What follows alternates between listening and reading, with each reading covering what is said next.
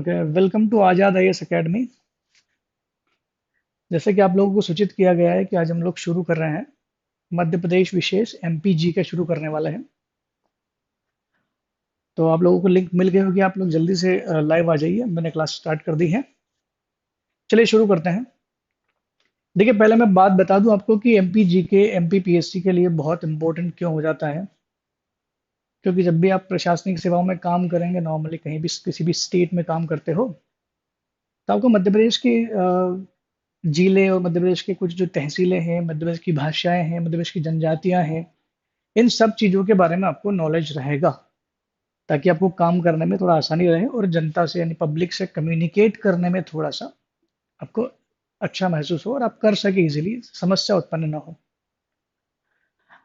तो चलिए शुरू करते हैं। बिना देरी किए हम पहला लेक्चर है आज। थोड़ा आप मुझे समझेंगे, मैं थोड़ा आपकी समस्याओं को समझूंगा और धीरे धीरे इसको हम लोग बढ़ते चलेंगे। वैसे तो एमपीपीएससी और एसआई के विगत वर्षों में एमपीजीके से बहुत सारे क्वेश्चन पूछे गए हैं। बहुत सारे बच्चों को समस्याएं होती है मेंस में कि सर वो एमपीजीके का में एमपी का मैप बनाना होता है। तो एमपी के मेंस की अगर बात करें, मध्य प्रदेश पीएससी के मेंस की, अगर आप 1999 से 1999 से लेकर के 2018 तक के जितने भी मेंस के पेपर हुए, उसमें अगर आप एमपी के जीके के क्वेश्चन अगर देखते हो मेंस के, तो आपको कहाँ कहीं पर भी ऐसा क्वेश्चन नहीं पूछा गया जहां पर आपको मैप बनाना हो।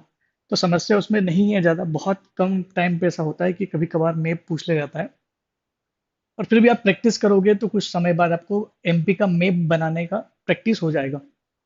चलिए शुरू करते हैं। मध्य प्रदेश की बात करें, तो मध्य प्रदेश भारत का सबसे मध्य का राज्य है। सबसे मध्य का राज्य है, इसके कई सारे नाम हैं।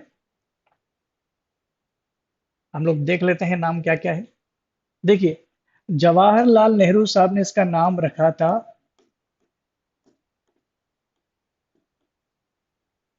हृदय प्रदेश। क्योंकि चूंकि मध्य प्रदेश बिल्कुल मध्य में स्थित है, इसलिए जवाहरलाल नेहरू को ये बहुत प्यारा राज्य लगा और उन्होंने इसको नाम दिया हृदय प्रदेश। दूसरा इसका नाम है, मध्य प्रदेश से कई सारी नदियों का उद्गम है, इसलिए मध्य प्रदेश को एक और नाम दे दिया गया है, नदियों का मायका।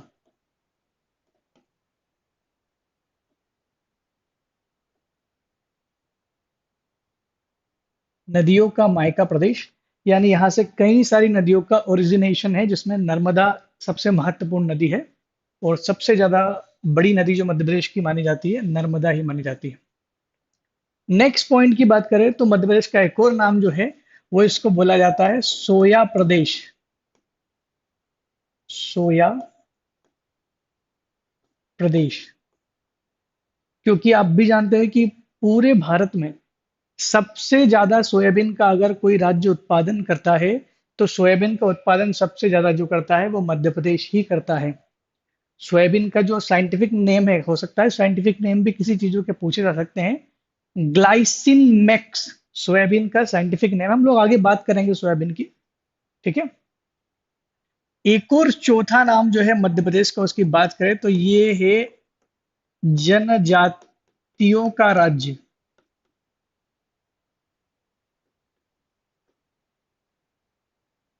जनजातियों का राज्य, चूंकि मध्य प्रदेश में सबसे ज्यादा जनजातियां हैं।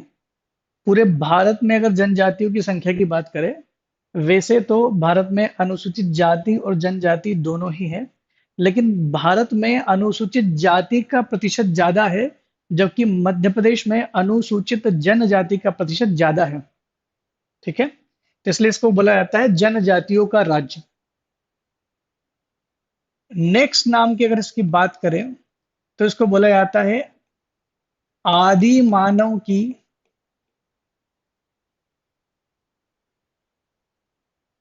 क्रीड़ा स्थली।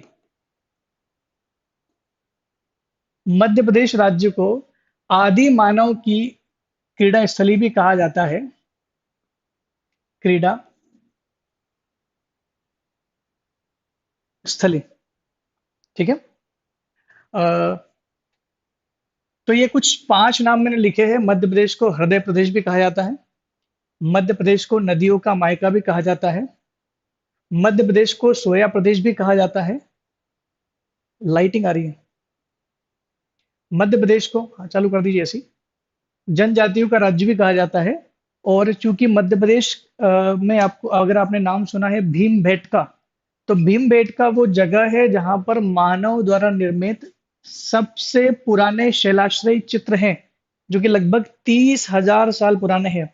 अगर देखा जाए कि भारत का इतिहास ही हम लोग पढ़ते हैं तो वो 2550 बीसी से पढ़ते हैं, जो कि इंडस वैली सिविलाइजेशन यानी सिंधु घाटी सभ्यता से हम लोग पढ़ते हैं। लेकिन भारत में मानव द्वारा जो कलाकृति या शैलाश्रय जो है वो बहुत पुराने, 30,000 साल पुराने हमारे मध्य प्रदेश के भीमबेटका में पाए जाते हैं। इसलिए इसको इसलिए बोला जाता है कि आदि मानव की क्रीड़ा स्थली पे बोला जाता है। कुछ और नाम भी इसको दे दिए गए, जैसे तेंदुपत्ता राज्य। मैं आपको बता दूं कि तेंदुपत्ता राज्य इसलिए कहते हैं मध्य प्रदेश को, क्योंकि तेंदुपत्ता जो बीड़ी बनाने के काम आता है, हालांकि वो सही नहीं है, बीड़ी बहुत खराब चीज होती है, लेकिन फिर भी तेंदुपत्ता जो होता है वो बीड़ी बनाने के काम आता है। और भारत में सबसे ज्यादा तेंदुपत्ते का जो उत्पादन होता है वो मध्य प्रदेश में होता है, इसलिए इसको नाम दे दिया गया है, तेंदुपत्ता राज्य भी बोलते हैं। अब जो भी बोलते हैं बोला गया है। दूसरा जो है, एक और नाम कभी कभार ये नाम भी देखने को मिलता है, लघु भारत। लघु भारत, मध्य प्रदेश को लघु भारत का नाम भी दिया गया है। इसे छोटा भारत भी कहते हैं। तेंदुपत्ता राज्य का नाम भी दिया गया है मध्य प्रदेश को। आदि मानव की क्रीड़ा स्थली का नाम भी दिया गया है मध्य प्रदेश को। सोयाबीन का सबसे ज्यादा उत्पादन होता है मध्य प्रदेश में, इसलिए इसको सोया राज्य भी कहा जाता है। मध्य प्रदेश में जनजातियों की संख्या बहुत ज्यादा है, पूरे भारत में सबसे ज्यादा जनजातियों की संख्या है, इसलिए मध्य प्रदेश को जनजातियों का राज्य भी कहा गया है, जिसमें भील जनजाति मध्य प्रदेश में सबसे ज्यादा पाई जाती है। आपकी जानकारी के लिए बता दूं कि पूरे भारत में सबसे ज्यादा जो जनजाति पाई जाती है उसका नाम है गोंड, लेकिन मध्य प्रदेश में गोंड जनजाति दूसरी सबसे बड़ी जनजाति है, और भील जनजाति मध्य प्रदेश में सबसे बड़ी जनजाति है। और रही बात गोंड की, तो गोंड जनजाति ज्यादातर जो है वो छत्तीसगढ़ में पाई जाती है। अगर छत्तीसगढ़ मध्य प्रदेश से अलग नहीं हुआ होता, तब मध्य प्रदेश की सबसे बड़ी जनजाति गोंड जनजाति होती है, ध्यान रखना बस। तो वर्तमान में जो मध्य प्रदेश की सबसे बड़ी जनजाति है वो भील जनजाति है। ठीक है, चलिए आगे बढ़ते हैं। और भी नाम रखे गए। आपको पता होगा कि मध्य प्रदेश में सबसे ज्यादा डायमंड होता है। डायमंड राज्य भी बोलते हैं इसको। मध्य प्रदेश में चूंकि सबसे ज्यादा डायमंड होता है, इस वजह से इसको डायमंड राज्य भी बोला जा सकता है। दूसरा, एक और नाम जो इसको दिया गया है वो दिया गया है सर्वाधिक वनों वाला राज्य। सर्वाधिक वनों वाला राज्य। सर्वाधिक वनों वाला राज्य। चूंकि मध्य प्रदेश में वन के क्षेत्रफल की बात की जाए तो मध्य प्रदेश वनों की क्षेत्रफल की दृष्टि से भारत का सबसे बड़ा राज्य है। ऐसे में इसका एक और नाम रख दिया गया है, क्या, सर्वाधिक वनों वाला राज्य। तो एक और नाम सामने आ जाता है कि मध्य प्रदेश में सबसे ज्यादा नेशनल पार्क है। देखिए, भारत में, संपूर्ण भारत में सभी राज्यों के पास लगभग लगभग नेशनल पार्क हैं, लेकिन मध्य प्रदेश वो राज्य है जिसमें सबसे ज्यादा नेशनल पार्क है। तो राष्ट्रीय पार्कों का राज्य, ये सारे उपनाम है मध्य प्रदेश के। मैंने आज आपको 10 उपनाम बता दिए मध्य प्रदेश के। 10 उपनाम इसलिए बता दिए हैं क्योंकि ये खासियत है मध्य प्रदेश की। तो फिर से दोबारा से जो लोग लेट लाइव आ रहे हैं, लेट का क्लास ज्वाइन कर रहे हैं, उनको फिर से बता दूं मैं कि हमने जनरल एक परिचय शुरू किया है मध्य प्रदेश का, और उसमें हम लोग जान रहे थे कि मध्य प्रदेश को कई सारे उपनाम से जाना जाता है, जिसमें मध्य प्रदेश को हृदय प्रदेश बोला गया। क्वेश्चन पूछा गया था कि मध्य प्रदेश को हृदय प्रदेश जो नाम दिया गया है, ये किसने दिया था? तो हृदय प्रदेश मध्य प्रदेश को नाम दिया था जवाहरलाल नेहरू ने। और नदियों का उद्गम, बहुत ज्यादा नदियों का उद्गम मध्य प्रदेश से होता है। मध्य प्रदेश में बांधों की संख्या भी बहुत ज्यादा है। हम लोग आगे की क्लास में ये सब चीजें डिस्कस करेंगे। तो बहुत ज्यादा बांधों की संख्या है, इस वजह से इसका नाम दे दिया गया है नदियों का मायका। सोयाबीन के उत्पादन की वजह से इसका नाम दे दिया गया है सोया प्रदेश। उसके अलावा आदि मानव की क्रीड़ा स्थली इसको कहा जाता है, क्योंकि यहाँ पर मानव द्वारा निर्मित सबसे पुराने शिलाश्रय मिले हैं भीमबेटका में। और उसके अलावा भी कई सारी पुरातात्विक चीजें हमें मिली है खोज के दौरान। और ये यहाँ से तो क्वेश्चन भी आ गया था। अगर आप एमपीपीएससी प्री 2020 का जो भी हाल ही में हुआ है उसको अगर आप देखें, तो पूछा गया था कि भीमबेटका का जो खुदाई की गई थी वो किसके द्वारा की गई थी? विष्णु वाकणकर जो व्यक्ति थे, उन्होंने सबसे पहले इसकी खोज की थी। उस खोजकर्ता का नाम तक पूछ लिया गया। तो बहुत सीधे सिंपल सिंपल से क्वेश्चन आते हैं प्री में, ज्यादा टफ क्वेश्चन तो नहीं आते। बस समस्या ये है कि डेटा बहुत वास्ट है और रटना मुश्किल है। ऐसे में हम लोग थोड़ा समझ समझ के करेंगे इसको। तो आपको नाम मेरे ख्याल से रट गए होंगे। तेंदुपत्ता इसलिए बोलते हैं बिकॉज ऑफ तेंदुपत्ता यहाँ पर सबसे ज्यादा होता है।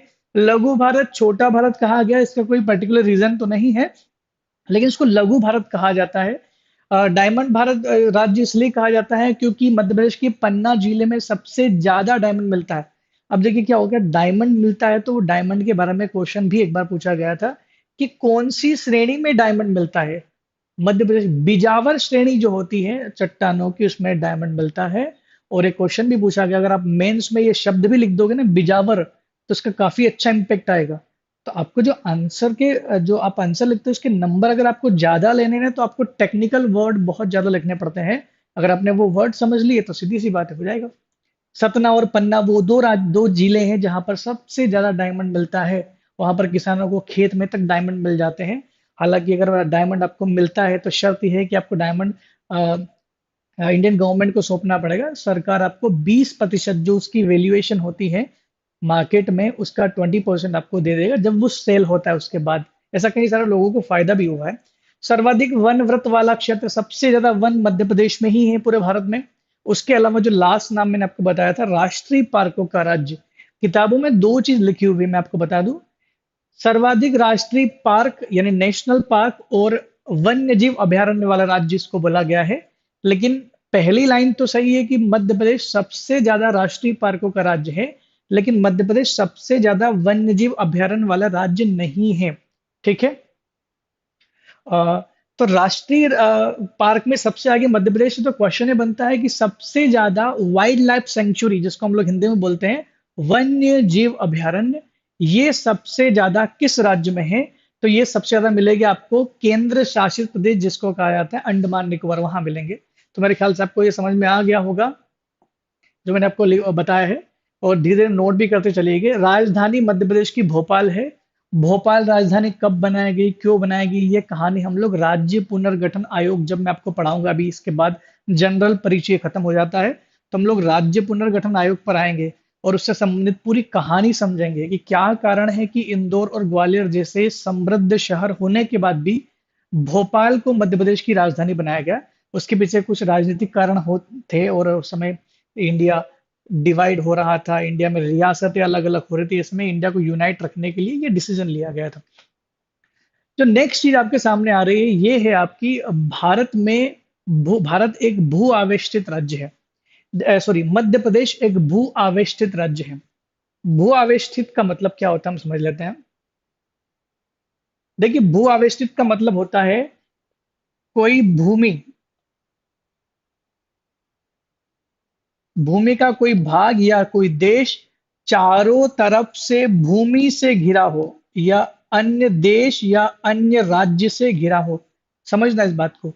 वह क्षेत्र, वह राज्य या वह देश जो चारों तरफ से भूमि से घिरा हो, land locked country, land locked state या लैंड लॉक्ड टेरिटरी, ये शब्द इस्तेमाल किए जाते हैं। भू आवेष्टित देश, भू आवेष्टित राज्य या भू आवेष्टित क्षेत्र उसको कहते हैं। तो मध्य प्रदेश का अगर आप मैप देखते हो तो मध्य प्रदेश किसी भी तरह से समुद्र से सीमा साझा नहीं करता है और न ही मध्य प्रदेश किसी भी दूसरे देश से सीमा साझा करता है। अब यहां पर जरा सा कंफ्यूजन मैं आपको खत्म कर देता हूं वो। देखिए, मैंने कहा भू आवेष्टित राज्य, वह भूमि, वह क्षेत्र जो चारों तरफ भूमि से घिरा हो, उसको हम लोग बोलते हैं लैंड लॉक्ड भू आवेष्टित राज्य। लेकिन मैप में आप देख पा रहे होंगे कि टोटल भारत में 5 भू आवेष्टित राज्य हैं। 5 भू आवेष्टित राज्य जो हैं, ये है आपका मध्य प्रदेश, जो येलो कलर में दिखाई दिया गया है। जस्ट उसके साथ में जो मध्य प्रदेश से अलग हुआ है छत्तीसगढ़, बिहार से अलग होके बना है आपका झारखंड, और सबसे नीचे जो आपको मिलेगा ये है अभी हाल ही में सबसे लास्ट राज्य जो बना था मध्य प्रदेश का, भारत का, वो है तेलंगाना, जो आंध्र प्रदेश से अलग हुआ था। वही आंध्र प्रदेश जो 1953 में तमिलनाडु से अलग हुआ था, उसी आंध्र प्रदेश से दोबारा कौन अलग हो गया? तेलंगाना अलग हो गया। तो ऐसा नहीं कि एक राज्य अगर एक बार टूट जाता है तो दोबारा नहीं टूट सकता। ऐसी कई संभावनाएं हैं जिससे राज्य के कई बार टुकड़े हो सकते हैं। राज्य के टुकड़े होना देश की एकता और अखंडता पर प्रहार नहीं है, इससे ध्यान रखना। राज्य के टुकड़े होना नहीं, राज्य का पुनर्गठन नाम दे दिया गया उसको। कई सारे लोग बोल रहे हैं राज्य के टुकड़े हो रहे हैं तो देश टूट रहा है, देश नहीं टूटता उससे। प्रशासनिक सुविधा, विकास और भाषाई समस्याओं से संबंधित है ये। अगर ऐसी कुछ समस्याएं कुछ क्षेत्रों में चल रही होती हैं तो उसको अलग कर दिया जाता है, जैसे मध्य प्रदेश और छत्तीसगढ़ का हुआ है। देखिए, एमपीपीएससी जो मेंस की तैयारी कर रहे हैं, जो प्रीवी देने वाले हैं, वो ध्यान से सुन ले कि मैं हर एक क्लास में आपको क्वेश्चंस दूंगा, और उस क्वेश्चन पर हम लोग नेक्स्ट डे बात करेंगे। लेकिन जो क्वेश्चंस मैं आपको इस क्लास में दूंगा, उस क्वेश्चंस को आप अपनी कॉपी में लिखेंगे, और उसका आंसर घर पे, चाहे आप यूट्यूब का सहारा ले, चाहे आप गूगल का सहारा ले, चाहे आप किसी भी अच्छी किताब का सहारा ले, उसका आंसर लिखने का प्रयास करें। अगली क्लास में हम लोग उस क्वेश्चन पर बुलेट पॉइंट से मैं उसके आंसर लिखाना शुरू करूंगा कि इसके आंसर क्या क्या हो सकते हैं। फिर आप अपने आंसर को सेल्फ रेटिफाई कीजिएगा कि क्या जो पॉइंट मैंने यहां पर बताए हैं आपने अपने आंसर में लिखे हैं। इस तरह से होती है आंसर राइटिंग। ऐसा नहीं कि आपको बैठा के लिखा दिया जाता है, और पैराग्राफ में तो लिखना भी मत, सीधे सीधे बुलेट पॉइंट दिमाग में रखो और उसको लिखो और उसको एक्सप्लेन करना शुरू कर दो। मैं बताऊंगा धीरे धीरे, आप लोग आएंगे, अभी शुरुआत की है हम लोगों ने। तो देखिए, मैंने बताया कि भारत में टोटल 5 राज्य ऐसे हैं जो भू आवेष्टित राज्य हैं। मध्य प्रदेश, छत्तीसगढ़, झारखंड, तेलंगाना, और सबसे छोटा भू आवेष्टित राज्य जो है वो आपका क्या है? आपका हरियाणा है। तो ध्यान ये भी रखना है, हो सकता है पूछ ले, मध्य प्रदेश भारत का सबसे बड़ा भू आवेष्टित राज्य है। भू आवेष्टित राज्य, लैंड लॉक्ड कंट्री। तो ये लैंड लॉक्ड कंट्री है मध्य प्रदेश, और सबसे छोटा कौन सा है? दैट इज हरियाणा, जो मैंने मेंशन किया हुआ है। तो आप देख सकते हैं कि अब क्वेश्चन इसमें ये है कि भू आवेष्टित का मतलब, जो ज्योग्राफी में डेफिनेशन बनाई गई वो ये बनाई गई कि वह क्षेत्र जो चारों तरफ से भूमि से घिरा हो, भू आवेष्टित कहलाएगा। लेकिन यहां पर इसका डेफिनेशन अलग करना पड़ेगा। वह राज्य जो चारों तरफ भारतीय राज्यों से घिरा है, उसको बोलेंगे भू आवेष्टित राज्य। क्योंकि ऐसे में तो राजस्थान भी भू आवेष्टित हो जाता है, क्योंकि इधर पाकिस्तान है और बाकी कहीं पर भी समुद्री सीमा नहीं मिलती। तो यहाँ पर थोड़ा डेफिनेशन में बदलाव ये किया गया है कि भारत का वह राज्य जो चारों तरफ से अपने ही राज्यों से घिरा हुआ है, जो किसी भी प्रकार से समुद्र में या किसी और देश से सीमा साझा नहीं करता है, the state is called land locked state, उसको भू आवेष्टित राज्य कहेंगे। मेरे ख्याल से डेफिनेशन क्लियर हो गई होगी आपको।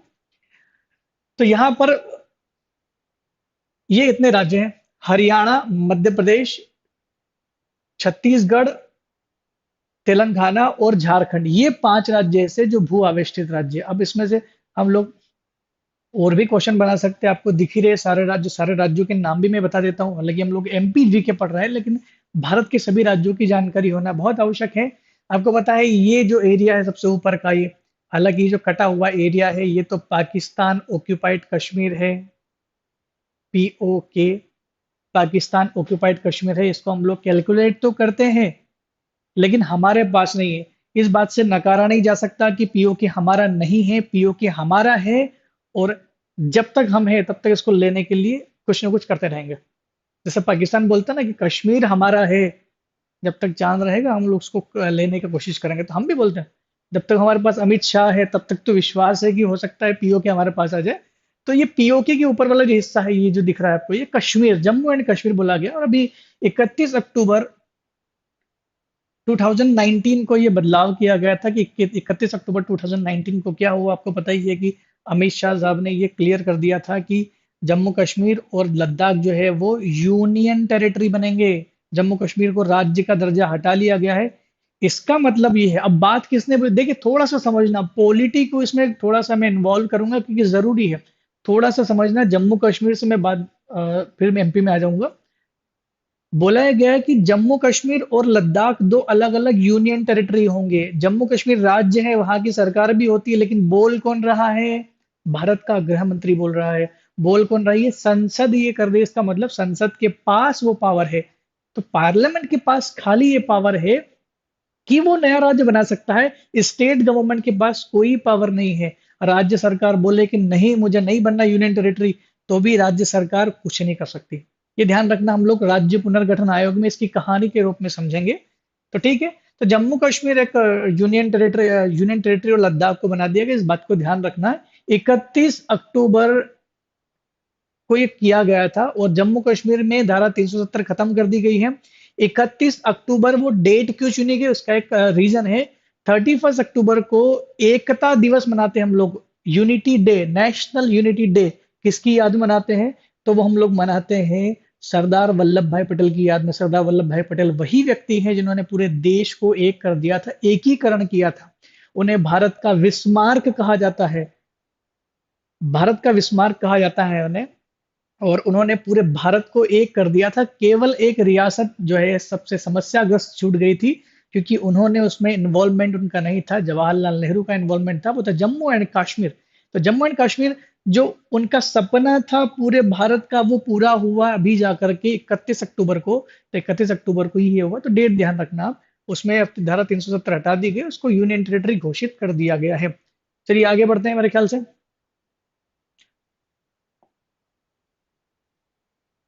मध्य प्रदेश का परिचय ये हम लोग कर चुके हैं, मैंने काफी सारे नाम दे दिए हैं आपको। उसमें से एक नाम मिसिंग था जो यहाँ पर लिखा हुआ है, टाइगर स्टेट। देखिए टाइगर स्टेट, हर 4 साल में टाइगर की सेंसस होती है, ध्यान रखना। पहली बार टाइगर की सेंसस सन 2006 में हुई थी। हमारे पास लगभग 1000 के आसपास ही टाइगर थे। लेकिन जब 2006 के बाद 2010 में हुए तो कुछ 1700 टाइगर हुए। 2014 में जब हुए तो थोड़ा हमारे पास टाइगर बढ़ गए थे। 2019 में जो लास्ट जो हमारी होती है, सॉरी 2018 की जो लास्ट सेंसस हुई, चौथे नंबर की सेंसस, उसमें हमको काफी ज्यादा संख्या मिली है और लगभग 526 टाइगर तो खाली मध्य प्रदेश में है। और 2967, 2967, 2967 टोटल टाइगर भारतवर्ष में है, और जिसमें सबसे ज्यादा हमारे मध्य प्रदेश में है। इसलिए मध्य प्रदेश को क्या नाम दे दिया गया? टाइगर स्टेट भी नाम दे दिया गया। हृदय प्रदेश तो दिए ही गए, जवाहरलाल नेहरू ने यह नाम रखा गया था। ठीक है। दूसरा है मध्य प्रदेश का स्थापना दिवस, हम हर साल ये दिवस मनाते हैं। थोड़ा सा गलत हो गया यहाँ पर, दिसव हो गया है, दैट इज दिवस।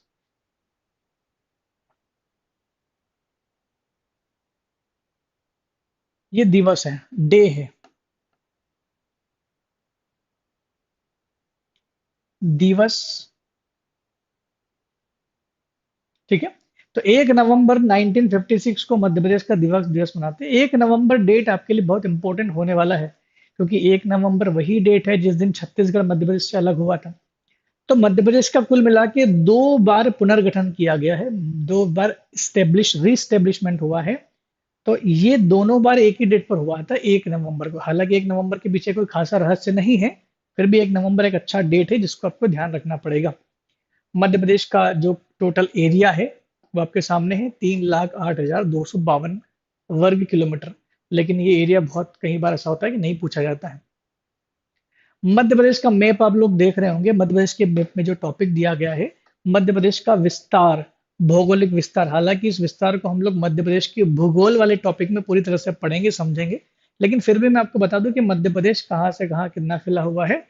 तो मध्य प्रदेश का जो भूगोल पर, जब भी हम लोग को पढ़ना है कि मध्य प्रदेश का भूगोल क्या है, मध्य प्रदेश कितना फैला हुआ है, कोई भी राज्य कोई भी स्टेट है, तो हम लोग दो रेखाएं जो होती हैं भूगोल में, इनको बोलते हैं अक्षांश रेखाएं और देशांतर रेखाएं। मैं समझा देता हूं what is the difference between अक्षांश एंड देशांतर रेखाएं। फॉर एग्जाम्पल ये हमारा ग्लोब है। तो ये रेखाएं जो मानचित्र पर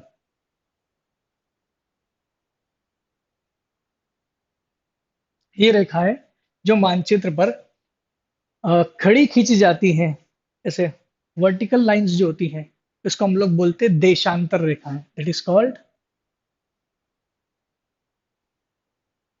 देशांतर रेखा। और अगर कुछ लोग इसको इंग्लिश मीडियम वाला देख रहे हैं तो इसको बोलते हैं हम लोग लॉन्गिट्यूडनल लाइंस। तो the lines which are draw vertically on the map are called longitudinal line. वह रेखा है जो मानचित्र पर खड़ी खींची जाती है, उसको हम लोग बोलते हैं देशांतर रेखाएं। और जो रेखाएं मानचित्र पर आड़ी खींची जाती है, मेरे ख्याल से सबको दिख रहा होगा अच्छे से, जो रेखाएं मानचित्र पर आड़ी खींची जाती है उन रेखाओं को हम लोग बोलते हैं देशांतर रेखाएं। तो दीज आर, सॉरी, अक्षांश रेखाएं। तो these are latitude line and the another one is longitude line. तो लेटिट्यूड लाइन और लॉन्गिट्यूड लाइन में आपको अंतर समझ में आ गया होगा। तो अगर मैं किसी भी राज्य को बनाना चाहूं तो मैं एक लाइन ऐसे खींच देता हूं, एक लाइन ऐसे खींच देता हूं, एक ऐसे और एक ऐसे। इसके बीच में जो भी होगा वो कोई भूखंड होगा। तो मैंने जब चार लाइनें खींची तो उसके बीच में आ गया आपका मध्य प्रदेश। अब इसको कैलकुलेट करना कि मध्य प्रदेश कहाँ से कहाँ तक बिलोंग करता है, तो हमने जब देखा कि नीचे देखा कि ये 21 डिग्री 6 मिनट, 21 डिग्री 6 मिनट, और ध्यान रखिए 60 मिनट अगर आ जाए तो उसको एक डिग्री में कन्वर्ट कर देना चाहिए। 60 मिनट बराबर होता है 1 डिग्री। तो 21 डिग्री 6 मिनट में से शुरू होता है और आपका खत्म हो जाता है 26 डिग्री 30 मिनट उत्तरी अक्षांश। ये आपका है उत्तरी अक्षांश।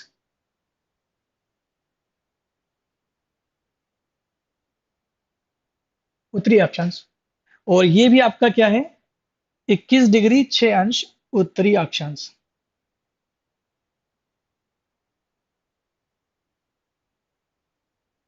अब में से कई सारे लोग सोच रहे होंगे कि उत्तरी अक्षांश जो है ये, उत्तरी अक्षांश जो शब्द लिखा गया है ये नीचे तो साउथ होता है, ऊपर उत्तर, ठीक है, नीचे साउथ है तो आपने उत्तर क्यों लिखा है? इसके पीछे ज्योग्राफिकल रीजन है।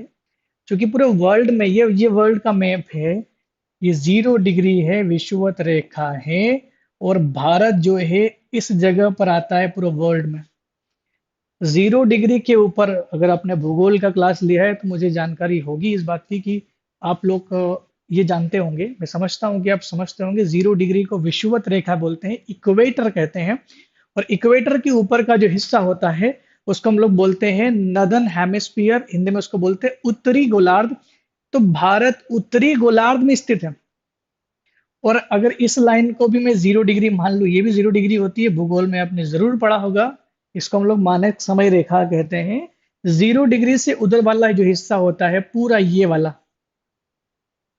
इसको हम लोग बोलते हैं पूर्वी गोलार्ध। और ऊपर वाले हिस्से को बोलते हैं हम लोग उत्तरी गोलार्ध। तो भारत पूर्वी, ये उत्तरी उत्तरी में आएगा और भारत पूर्वी पूर्वी में आएगा। बात तो सही है। तो चाहे भारत हो या मध्य प्रदेश हो, वो ना तो पश्चिमी गोलार्ध में बिलोंग करता है ना दक्षिण में बिलोंग करता है। तो जो जो हम लोग उसका जब भी कैलकुलेशन करेंगे, अक्षांश और देशांतर रेखाओं को हम लोग पढ़ेंगे, तो जो अक्षांश रेखाएं पढ़ेंगे वो हमेशा पढ़ेंगे उत्तरी अक्षांश रेखा, और ऊपर वाली भी उत्तरी, नीचे वाली भी उत्तरी।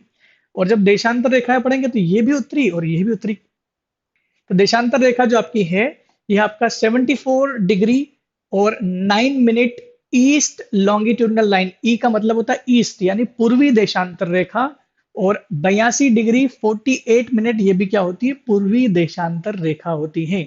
और ये सबसे आखिरी वाला जो राज्य होता है ना, उससे टच होके जाती है, उसकी बाउंड्री है। और आपको मेंशन भी है इस मैप में, अगर आप देख रहे हैं तो मध्य प्रदेश में सबसे उत्तर वाला जो राज्य है वो आपका मुरैना है। सबसे दक्षिण वाला जो राज्य है आपका बुरहानपुर है, जो महाराष्ट्र से टच करता है। जबकि सबसे पश्चिम वाला जो राज्य है आपका, वो है आपका अलीराजपुर। और सबसे पूरब में जो राज्य है वो आपका क्या है, सिंगरौली। चार राज्यों के नाम बिल्कुल याद रखने पड़ेंगे। सिंगरौली पहले जिला नहीं, सॉरी, राज्य बोल दिया मैंने, जिले हैं सारे के सारे, क्षमा करें। तो सिंगरौली वो जिला है जो सीधी से अलग हुआ था, हम लोग पढ़ेंगे इसको भी कि कौन सा राज्य कब बना। तो आपको ये चीज तो क्लियर हो गई होगी कि लेटिट्यूड लाइन और लॉन्गिट्यूडनल लाइन में क्या अंतर है, और क्या कारण है कि मध्य प्रदेश में नीचे वाली लाइन को भी नॉर्थ लेटिट्यूड यानी उत्तरी अक्षांश रेखा बोला गया, और ऊपर वाली लाइन को भी उत्तरी अक्षांश रेखा बोला गया, क्योंकि भारत जो है पूरी विश्व में उत्तरी गोलार्ध में है और पूर्वी गोलार्ध में, इसलिए इसको बोलते हैं भारत की स्थिति जो है उत्तरी पूर्वी गोलार्ध में है। भारत उत्तर पूर्व दिशा में है, हम लोग उत्तर पूर्व दिशा में बिलोंग करते हैं। अकॉर्डिंग टू वर्ल्ड मैप हम लोग यहाँ बिलोंग करते हैं। एशियन कंट्री है भारत, ठीक है। तो यहाँ तो सब क्लियर हो गया आपको जो दिखाया गया है। अब देखिए यहाँ से मेंस में भी क्वेश्चन आया हुआ है, अगर आप प्रीवियस ईयर क्वेश्चन को अच्छे से पढ़ेंगे। देखिए दो चीजें एमपीपीएससी वालों के लिए, एसआई वाले कांस्टेबल सभी लोगों के लिए बहुत जरूरी है कि अगर हमें पता नहीं है कि रास्ता क्या है तो जान उस ऐसे अंधे रास्ते पर चलना गलत होगा। तो अगर आपको जानना है कि एमपीपीएससी या एमपीएसआई या एमपी कांस्टेबल या अन्य सभी एग्जाम की तैयारी करना है तो दो चीजें सबसे महत्वपूर्ण होती है। पहला सिलेबस, सिलेबस देखने से ये पता चल जाता है कि हमारी गहराई कितनी है, हमें कितना आता है और हमें कितना पढ़ना है, ये दो चीजें करनी होती हैं। और दूसरा होता है कि अगर आपका आपने प्रीवियस ईयर के क्वेश्चन को पढ़ा है तो जाहिर सी बात है कि आपको पता होना चाहिए कि मध्य प्रदेश जो है अपनी परीक्षाओं के माध्यम से किस तरह का आपसे नॉलेज लेना चाहता है। तो बहुत जरूरी है कि आप प्रीवियस ईयर के क्वेश्चन पेपर जरूर टैली कर ले। ये बहुत इंपॉर्टेंट क्वेश्चन है, यहाँ से कई बार क्वेश्चन ये रटने वाला रहता है। कई सारे क्वेश्चन, कई बार क्वेश्चन पूछा गया है। ट्रॉपिक ऑफ कैंसर, जो कि अभी हाल ही में मैंने आपको बताया है। ट्रॉपिक ऑफ कैंसर क्या होता है जरा पहले उसको समझ लेते हैं, फिर हम लोग बात करेंगे इस मुद्दे पर। ट्रॉपिक ऑफ कैंसर क्या होता है? ट्रॉपिक ऑफ कैंसर को हिंदी में बोलते हैं कर्क रेखा। और ट्रॉपिक ऑफ कैप्रिकन क्या होता है? मकर रेखा क्या होता है? इक्वेटर क्या होता है? विषुवत रेखा क्या होता है? एक बेसिक ज्योग्राफी का पार्ट है जो मैं यहाँ पर टच करने वाला हूँ। ये आपका मैप है, तो इसको समझ लेते हैं। देखिए अगर ये ग्लोब है, पूरा विश्व है, ग्लोब है। अगर इसको मैं ऐसे नॉर्मली पढ़ना चाहूँ तो क्या पढ़ूंगा? गोला है भाई, एक पृथ्वी एक गोल है ना, पृथ्वी जियोड शेप की है। पृथ्वी गोली तो है, पूरी तरह से गोल तो नहीं बोल सकते, लेकिन जियोड एक वर्ड इस्तेमाल किया जाता है कि पृथ्वी जियोड शेप की है, ठीक है। आ, तो ये अगर पूरा गोला है, अगर मैं इसको बीच में से काट देता हूं, अगर किसी गोले को मैं बीच में से काट देता हूं तो मुझे दो आधे आधे गोले मिलते हैं। तो हो सकता है मैं इसको ऐसा बोलूं कि ये अर्ध गोला, ये भी अर्ध गोला, ऐसा किया जा सकता है। यहीं से तो नाम इसका निकला है गोलार्ध। तो ये गोलार्ध हो गया, ये गोलार्ध हो गया। तो अगर 0 डिग्री, अगर देखिए डायरेक्शन तो सबको पता होती है। नॉर्थ इसको बोलते हैं, साउथ, वेस्ट और ईस्ट। तो ऑब्वियसली बात है जो ऊपर वाला गोलार्ध होगा उसको हम लोग बोलेंगे नॉर्थ हेमिस्फीयर, उत्तरी गोलार्ध। और दक्षिण वाले को हम लोग बोलेंगे दक्षिणी गोलार्ध। यहाँ तक क्लियर हो गया होगा आपको। देखिए क्लास बहुत धीरे आराम से चलेगी, समस्या नहीं होगी बिल्कुल समझने में, बस विश्वास रखिए क्लास के ऊपर। तो क्या हुआ कि जब इसको बांट दिया गया तो जो बीच की सबसे 0 डिग्री वाली रेखा होती है, इसको 0 डिग्री मान लिया गया। इसको नाम दिया गया विषुवत रेखा। क्या नाम दिया गया? विषुवत रेखा या इक्वेटर लाइन, या इसको एक और नाम दिया जाता है हिंदी में भूमध्य रेखा, विषुवत रेखा, भूमध्य रेखा और इक्वेटर, ये तीन नाम इसको दिए गए हैं। अब देखिए 0 डिग्री के ऊपर ऑब्वियसली बात है, मैंने बोला कि 0 डिग्री के ऊपर क्या है? 0 डिग्री के ऊपर उत्तरी गोलार्ध है, 0 डिग्री के नीचे दक्षिणी गोलार्ध है। तो जाहिर सी बात है, अगर मैं कोई लाइन ड्रॉ करता हूं 0 डिग्री के ऊपर तो इसको मैं कैसे पढ़ूंगा? इसको मैं पढ़ूं, देखिए जैसे मैंने भी आपको बताया था कि ऐसी आड़ी रेखाएं होती है उसको हम लोग बोलते हैं अक्षांश रेखाएं। ऐसी खड़ी रेखाएं होती है उसको हम लोग बोलते हैं देशांतर रेखा। जाहिर सी बात है इसका नाम होगा उत्तरी अक्षांश रेखा। विषुवत रेखा को हम लोग पढ़ते हैं 0 डिग्री अक्षांश रेखा, क्योंकि वो 0 डिग्री पर है। तो विषुवत रेखा के ऊपर जो भी लाइनें खींचेंगे हम लोग उसको पढ़ेंगे उत्तरी अक्षांश रेखा, क्योंकि वो उत्तर में खींची गई है। अगर 0 डिग्री के समान इसका भी मैं डिग्री लिख दूं 23.5 डिग्री, तो इसको मैं ऐसे पढ़ूंगा 23.5 डिग्री, 23.5 उत्तरी अक्षांश रेखा, नॉर्थ लैटिट्यूड लाइन। मेरे ख्याल से समझ में आ गया होगा आपको। जब अगर मैं उत्तर, यानी अगर किसी रेखा के साथ में उत्तर जुड़ा हुआ है तो आपको ध्यान आ जाना चाहिए कि इक्वेटर के उत्तर में वो रेखा है। और 23.5 डिग्री वाली रेखा को नाम दे दिया गया है कर्क रेखा। क्या नाम दे दिया गया है? कर्क रेखा, that is tropic of cancer. और ये ट्रॉपिक ऑफ कैंसर जो आपकी रेखा है, ये भारत से होकर गुजरती है। मैंने आपको अभी बताया था कि भारत ऐसा देश है जो उत्तरी गोलार्ध में स्थित है। दक्षिणी गोलार्ध से तो मतलब ही नहीं है, फिर भी मैं लाइन बता दूं कि दक्षिणी गोलार्ध में जो 23.5 डिग्री की लाइन होती है, दक्षिणी गोलार्ध में जो 23.5 डिग्री यानी 23.5 डिग्री जो लाइन होती है, उसको बोलते हैं मकर रेखा। जो लोग इस रेखा को देखने की सोच रहे हैं, तो आपको ये रेखा नहीं दिखेगी। बिकॉज क्यों?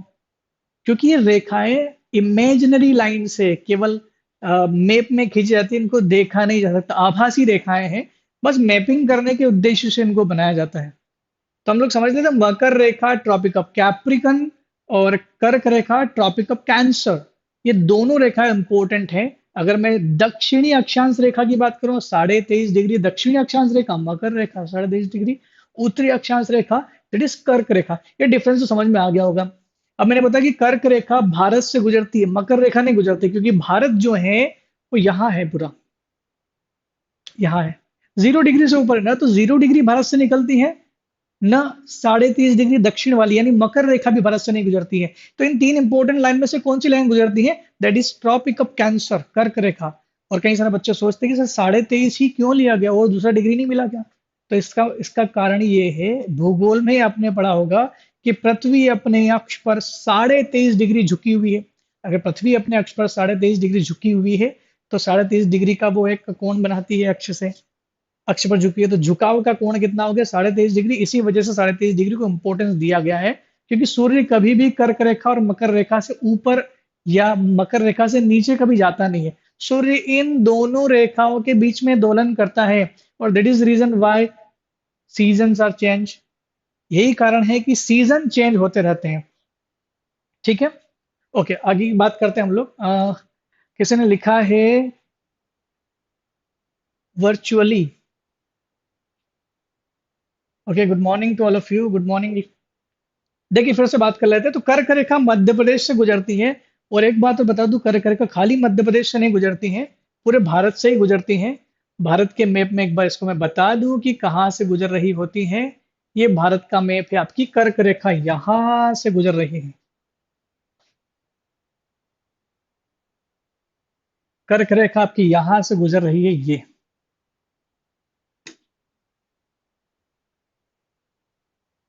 ये वो गुजरात, राजस्थान, मध्य प्रदेश, छत्तीसगढ़, झारखंड, त्रिपुरा और मिजोरम, इन राज्यों से गुजर रही है। टोटल 8 राज्य मध्य प्रदेश के हैं जहां से गुजरती है। ये गुजरात आपका है, ये राजस्थान आपका है, ये मध्य प्रदेश, हमारा प्यारा मध्य प्रदेश। सबसे, अगर आप मध्य प्रदेश के निवासी है तो आपको मध्य प्रदेश का मैप सबसे अच्छा लगेगा, और भारत का मैप सबसे अच्छा लगता है। बाकी दूसरी दुनिया के मैप से हमें कोई मतलब नहीं है, बहुत अजीब गरीब लगते हैं हमें। हमारा घर सबसे अच्छा लगना चाहिए। झारखंड, और ये है वेस्ट बंगाल, ये आपका हो गया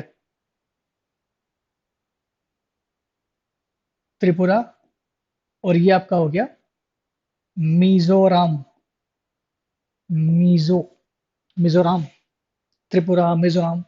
देखिए, ये वाले राज्यों को हमको भूलना नहीं चाहिए, सबसे इंपॉर्टेंट राज्य होते हैं, क्योंकि कई बार करंट अफेयर से रिलेटेड क्वेश्चन पूछे जाते हैं। मैं आपको बता दूं, ओलंपिक में जो सबसे पहला मेडल इस साल लेकर के आई थी 2020 टोक्यो ओलंपिक में, मीराबेन चानू जो थी, मीराबाई चानू जो थी, वो लेकर के आई थी। और पूछा जा सकता है कि उनका संबंध किस राज्य से है। वैसे तो राज्य से संबंध बहुत कम खिलाड़ियों का पूछा जाता है, लेकिन ज्यादातर उन खिलाड़ियों का संबंध जरूर पूछा जाएगा जो नॉर्थ ईस्ट स्टेट से बिलोंग करती है। मणिपुर की रहने वाली है, मेरी कॉम भी मणिपुर की रहने वाली है। मीराबाई चानू, संजीता बाई चानू, ये सब जो है, ये मणिपुर की रहने वाली। हो सकता है क्वेश्चन पूछे। दीपा कर्माकर करके जिम्नास्टिक थी, जो सबसे अच्छा, पहली जिम्नास्टिक थी जिसने 4th पोजीशन प्राप्त की थी ओलंपिक में। रियो ओलंपिक में काफी अच्छा नाम था उनका, दीपा कर्माकर, जो त्रिपुरा की थी। हो सकता है क्वेश्चन आ जाए। हमको जानना यह है कि भारत के 8 राज्य हैं जहां से कर्क रेखा गुजरती है। क्वेश्चन इस तरह से आ सकते हैं कि पूर्व से पश्चिम या पश्चिम से पूर्व का ऑर्डर जमाइए। ऐसा नहीं कि याद रख ले कि भाई हाँ, मध्य प्रदेश भी है, राजस्थान भी है, छत्तीसगढ़ भी है, गुजरात भी है, झारखंड है, वेस्ट बंगाल है, त्रिपुरा, मणिपुर है। 8 ही तो राज्य याद रखने हैं। भाई हमें तो सारे के सारे 28 स्टेट्स के नाम याद है। सभी नाम तो आपको पता ही होंगे।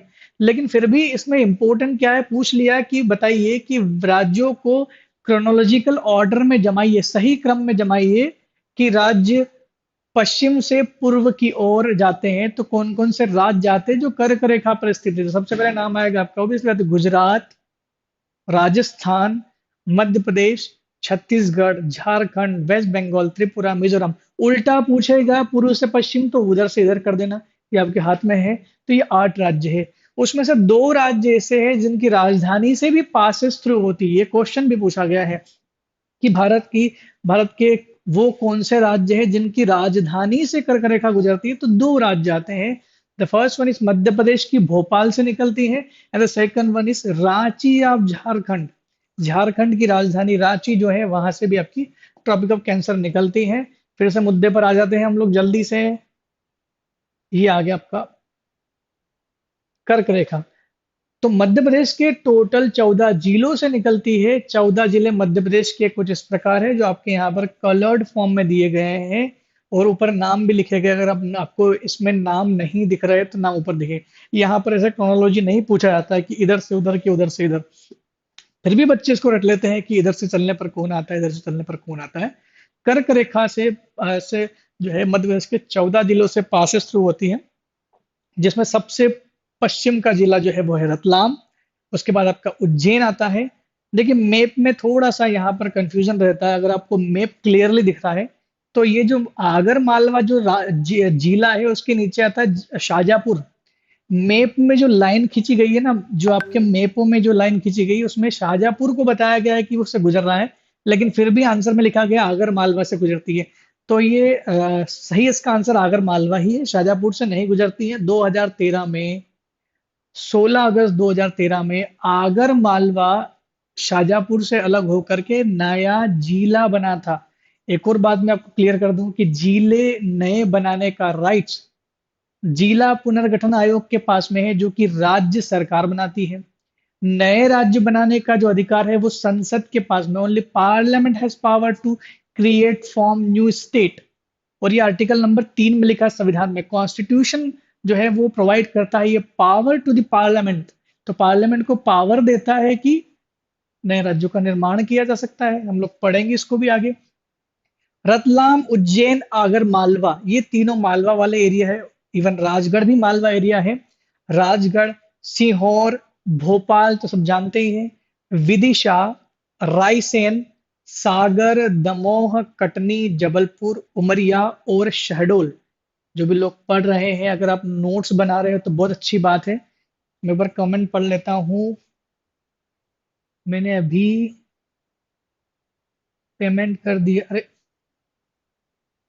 इस तरह के कमेंट आप ना लिखें, पेमेंट की बात आप पेमेंट अलग से कर लें। मुझे लगा कोई समस्या आप बता रहे हैं। ठीक है, बात करते हैं, इसमें दोबारा आ जाते हैं। ये कुछ राज्य हैं जो आपके 14 राज्य हैं जो मध्य प्रदेश से होकर जाते हैं। 14 जिले हैं जो मध्य प्रदेश में हैं जिससे होकर ट्रॉपिक ऑफ कैंसर जाती है। ट्रॉपिक ऑफ कैंसर मैंने बता दिया, कर्क रेखा मैंने बता दिया, 23.5 डिग्री उत्तरी अक्षांश रेखा, जो भारत के 8 राज्य और मध्य प्रदेश के 14 जिलों से गुजरती है। 14 जिले इस प्रकार जो आपके ऊपर लिखे गए हैं, याद रखने के लिए थोड़ा सा रखना पड़ेगा। देखिए मध्य प्रदेश में ऐसा नहीं है कि सब चीजें दिमाग में ऐसे घुस जाएंगी। थोड़ा सा मध्य प्रदेश के मैप को बार बार देखो। जिस चीज को हम लोग बार बार देखते हैं वो रटना आसान हो जाता है। आप मैप को दिमाग में थोड़ा सा बिठाइएगा, इस कलर्ड से बिठाइएगा कि शहडोल है, उमरिया है, कटनी, जबलपुर, दमोह है। ठीक है, सागर, विदिशा, रायसेन, भोपाल, सीहोर, फिर आपका राजगढ़, आगर मालवा, उज्जैन, रतलाम।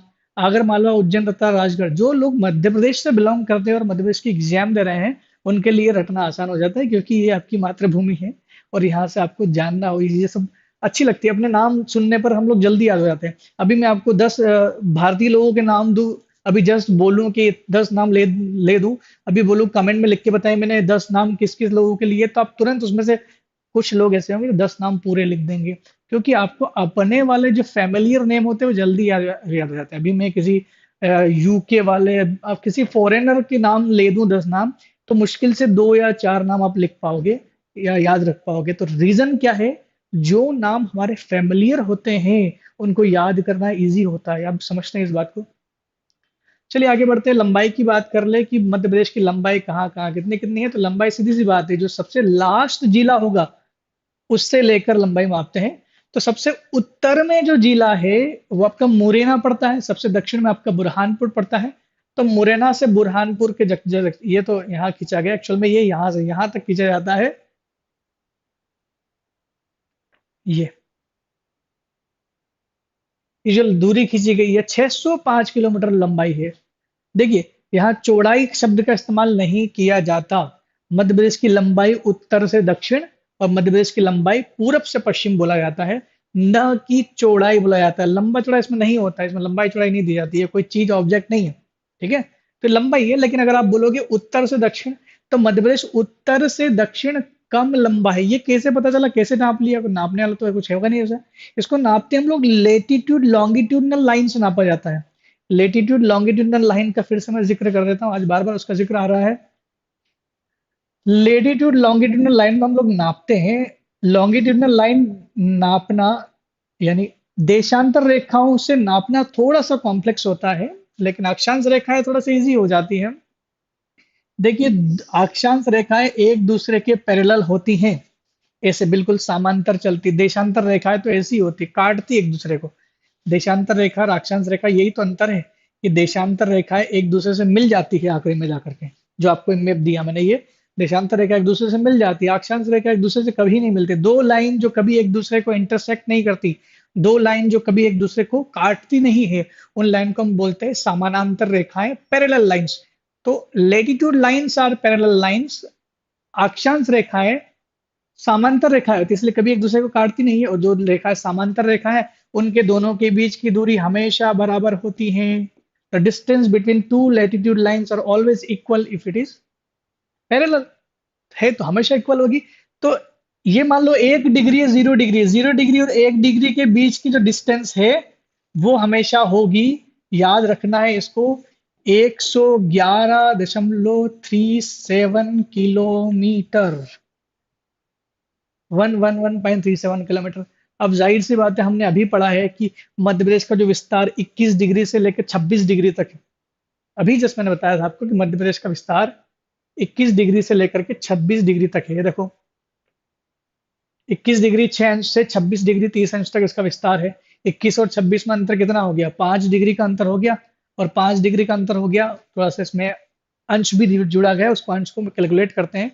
अब मोटे तौर पर 6 डिग्री 5 डिग्री भी जोड़ लेते हो तो 111 इंटू 5 करोगे तो लगभग 600 के आसपास आप पहुंच जाओगे। एक्यूरेट डाटा चाहिए तो आपको वो अंश जो मिनट है उसको भी जोड़ना पड़ेगा। तो अक्षांश रेखाओं से आप आराम से उत्तर से दक्षिण की दूरी पूछी जा सकती है। अक्षांश रेखा बहुत इंपॉर्टेंट है। देशांतर रेखा टाइम के लिए इस्तेमाल की जाती है। देशांतर रेखाओं का मेन काम होता है टाइम। हम लोग टाइम वाला कॉन्सेप्ट भी आगे पढ़ेंगे। फिलहाल ये है, मध्य प्रदेश का पश्चिम से पूर्व के बीच की दूरी, यानी सबसे उधर वाला राज्य है अलीराजपुर और सबसे इधर वाला जो राज्य है आपका सिंगरौली। अलीराजपुर और सिंगरौली के बीच में जो डिस्टेंस है वो आपका पड़ेगा 870 किलोमीटर। और 870 किलोमीटर जो पड़ता है, अगर इस डिस्टेंस से हम लोग कैलकुलेट करना शुरू करें, मतलब यहाँ से यहाँ का कैलकुलेट करना शुरू करें, तो मध्य प्रदेश के इधर वाले से इधर वाले के बीच में लगभग 34 मिनट का डिफरेंस आता है, आधे घंटे का अंतर आता है टाइम में। हम लोग एक क्लास में, अभी जब मैं भूगोल शुरू करूंगा मध्य प्रदेश का, उसमें मैं डेफिनेटली ये बात बताऊंगा कि हम लोग टाइम कैलकुलेट कैसे करते हैं। मैं अक्षांश देशांतर रेखाओं पे बार बार बात करूंगा, इसलिए क्योंकि आपका कॉन्सेप्ट यहाँ पर क्लियर होना चाहिए। ठीक है, बाकी किसी को सुनने में समझने में कोई तकलीफ हो तो बिल्कुल बोल दीजिए, मैं आपके कमेंट लगातार पढ़ रहा हूँ। सर कंटेंट कहाँ मिलेगा? मैं भी सर स्लाइड से नहीं पढ़ाइए, पढ़ाइए बोर्ड पर पढ़ाइएगा। ठीक है, आपकी बात को बिल्कुल हम लोग ध्यान रखेंगे। एमपी, ठीक है। हम्म, नेक्स्ट देखिए, आपके जो कमेंट है इस पर हम लोग बात करेंगे लास्ट में, सबसे अंतिम में जो 15 मिनट में दूंगा आपसे चर्चा करूंगा कि क्या समस्या है, हम लोग उस पर बात करेंगे। पहले हम लोग उसको क्लियर कर लें।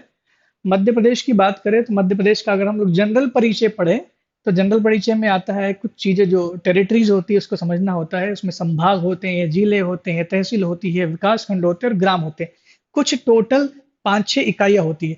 तो 5 इकाई आपके सामने है। नंबर सबसे बड़ी इकाई संभाग होती है। संभाग कई सारे जिलों का एक बड़ा सा डिवीजन होता है जिसको हम लोग बोलते हैं संभाग, जिसमें 2 जिले, 3 जिले, 4, 5, 9 जिले तक मध्य प्रदेश में एक देखे गए हैं। इंदौर और जबलपुर संभाग सबसे बड़े बड़े संभाग है, 8, 9 जिले उनके पास में है।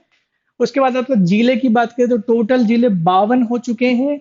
और हाल ही में जो 2018 में नया जिला बना है निवाड़ी जिला, टीकमगढ़ से अलग करके निवाड़ी जिले को नया जिला घोषित किया गया है। और मैप में आपको बता दूं निवाड़ी जिला कहाँ पड़ता है। ये निवाड़ी जिला आपका पड़ेगा, ये टीकमगढ़ में, ये वाला जो है ये पूरा टीकमगढ़ है, ये मैप पुराना है। और ये वाला जो हिस्सा है आपका निवाड़ी जिला है, जो बिल्कुल ललितपुर वाला जो एरिया है यूपी से टच करता है। निवाड़ी जिला नया जिला बना हुआ है। तो 52वां जिला वो है। तो अगर आप लोगों ने करंट अफेयर का न्यूज़ पढ़ रहे होंगे तो हालांकि कोविड चल रहा है इस वजह से थोड़ा सा उस बात पर चर्चा नहीं हुई होगी, सरकार इस बात पर चर्चा कर रही है। एक और नए जिले का प्रस्ताव आगे आ चुका है, प्रस्तावित है नागदा। नागदा रेलवे स्टेशन तो काफी फेमस है, वैसे भी बहुत बड़ा एक जंक्शन है मध्य प्रदेश में, बहुत काफी फेमस है। तो नागदा जो उज्जैन जिले के अंतर्गत आता है, तहसील है, उसको नया जिला घोषित करने की मांग चल रही है, प्रस्तावित भी किया गया है विधानसभा में। सरकार उस पर चर्चा कर रही है। डेटा लगभग लगभग नया वाला है, किताबों में पुराना डेटा मिल सकता है। मिसमैच होता है तो एक बार कंफर्म कर लीजिएगा साइट से, मध्य प्रदेश की वेबसाइट से कंफर्म कर सकते हैं आप। गवर्नमेंट की वेबसाइट्स होती है जिसमें वो इन्फो प्रोवाइड करवाते हैं। लेकिन फिर भी जो नए वाले डेटा है वो दे दिए गए। 10 संभाग हैं, 52 जिले हैं। तहसीलों की संख्या आपकी किताबों में कम दी गई होगी, 313 या ऐसी कुछ दी गई है, लेकिन कई सारी तहसीलें बढ़ चुकी हैं। 424 तहसील हो चुकी हैं, 313 विकास खंड हो चुके हैं, जबकि गांवों की संख्या 54,903 गांव है। 54,903 गांव है। हालांकि किताबों में यहाँ पर भी कम संख्या दी गई थी। गांवों की संख्या 54,903 गांव है। अगर आपको किताब में एक वर्ड मिलता है आबाद गांव, तो आबाद गांव अलग होते हैं और नॉर्मल गांव अलग होते हैं। आबाद गांव वो गांव होते हैं जहाँ पर सड़क की सुविधा हो, जहाँ पर 10% ग्रामीण क्षेत्र विद्युतीकृत हो चुका हो, इलेक्ट्रिफिकेशन हो चुका हो। जिस गांव में विद्युतीकरण हो चुका है वो गांव आबाद गांव कहलाएगा। जिस गांव में सड़क व्यवस्था है, मतलब कुछ बुनियादी संरचना अगर वहां पर निर्मित हो गई तो उसका आबाद गांव।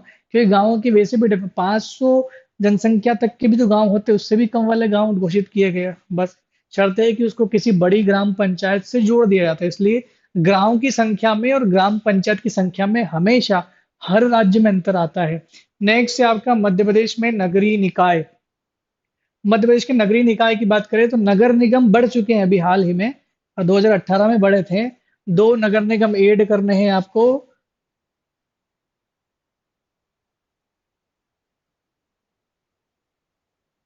+2 करना है और 2 नगर निगम बढ़ चुके हैं, तो टोटल नगर निगमों की संख्या भी 18 हो चुकी है। तो वो दो कौन कौन से वो भी मैं लिख देता हूँ, भिंड और दतिया।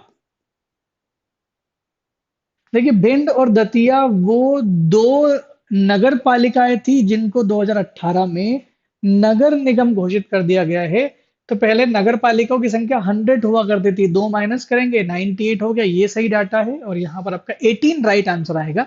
लिखने की कोशिश कीजिएगा, बिल्कुल सही राइट डेटा है। जिला पंचायत 52 है। आखिरी जिला पंचायत जो बनाई गई वो निवाड़ी जिला पंचायत है। देखिए निवाड़ी से क्वेश्चन आता है कि निवाड़ी जो जिला बनाया गया था, इस जिले में कुल कितनी तहसीलें हैं। निवाड़ी में 3 तहसीलें, एक तो खुद निवाड़ी है, एक पृथ्वीपुर है और तीसरा ओरछा है। तो ओरछा, निवाड़ी और पृथ्वीपुर 3 तहसीलों को मिला करके एक नया जिला बनाया गया था निवाड़ी। नगर पालिका नगर पंचायत 294 है हमारे मध्य प्रदेश में। जनपद पंचायत 313 है। सॉरी, हाँ, जनपद पंचायत 313 है। और ग्राम पंचायत 30,922 हैं। ग्राम पंचायत का डेटा भी आपको किताबों में अलग मिलेगा। और आप में से अगर कोई लोग व्यक्ति जानना चाहता है कि कौन सी किताब से पढ़े, तो मध्य प्रदेश से संबंधित कई सारी राइटर, कई सारी पब्लिकेशन अच्छी सी किताब निकालते हैं। लेकिन अगर आपको सही डेटा पढ़ना है तो मध्य प्रदेश हिंदी ग्रंथ अकादमी की पुस्तक आती है, जो खुद मध्य प्रदेश गवर्नमेंट लॉन्च करती है।